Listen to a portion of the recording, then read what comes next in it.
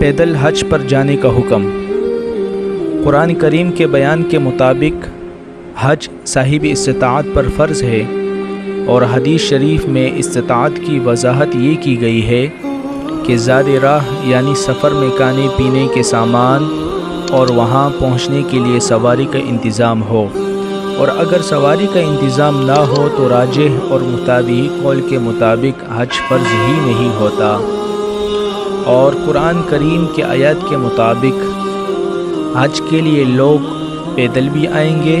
اور سواری پر بھی آئیں گے، جس کی وجہ سے پیدل حج کا جائز ہونا بھی معلوم ہوتا ہے۔ لیکن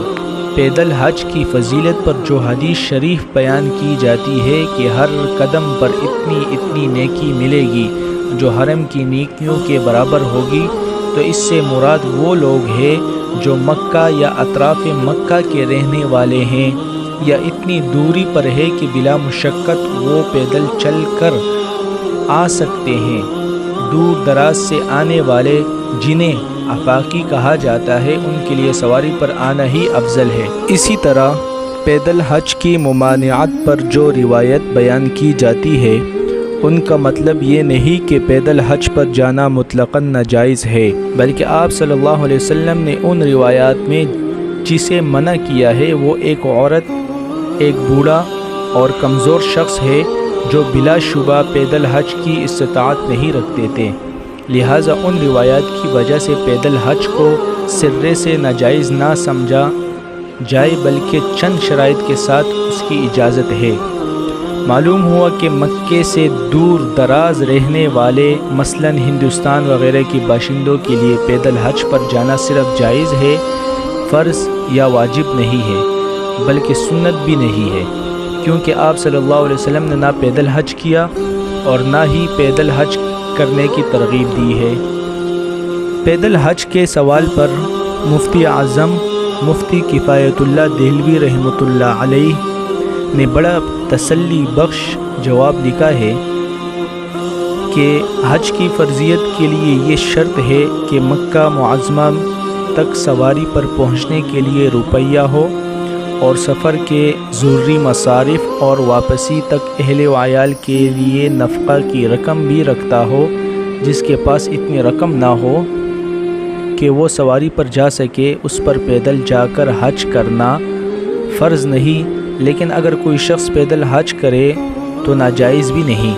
مگر اس کے لیے یہ شرط ہے کہ وہ پیدل چلنے کی طاقت رکھتا ہو تاکہ راستے کی تکلیف سے دل تنگی اور دشواری پیش نہ آئے،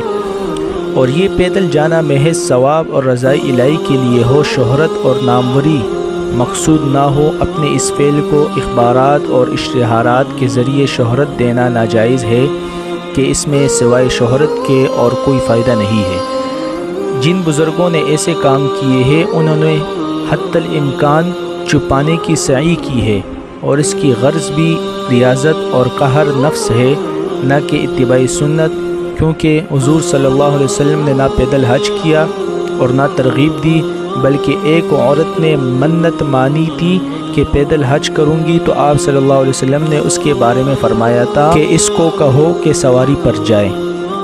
یہ صحیح ہے کہ اللہ تعالیٰ نے نفس کی وسعت سے زیادہ تکلیف نہیں دی، اسی لیے امور شاقہ فرض نہیں فرمائے، لیکن کسی خاص مصلحت دینیہ سے نفس کو مقہور کرنے اور ریاضت کی نیت سے کوئی دشوار بات کوئی شخص اختیار کر لے تو بشرط یہ کہ وہ شہرت اور ناموری اور مقبولیت کی نیت سے پاک ہو تو جائز ہے، مگر اس کو طریق سنت اور افضل نہ سمجھا جائے، کیونکہ افضل وہی مراد ہے جو پورے شوق اور رغبت اور نشاط سے ہو، خواہ وہ توڑا ہو۔ اور دوسری بات یہ کہ بزرگوں کے پیادہ سفر حج کو دلیل بنانا بھی درست نہیں ہے کہ ان جیسا خلوص صفائے قلب بھی میسر نہیں۔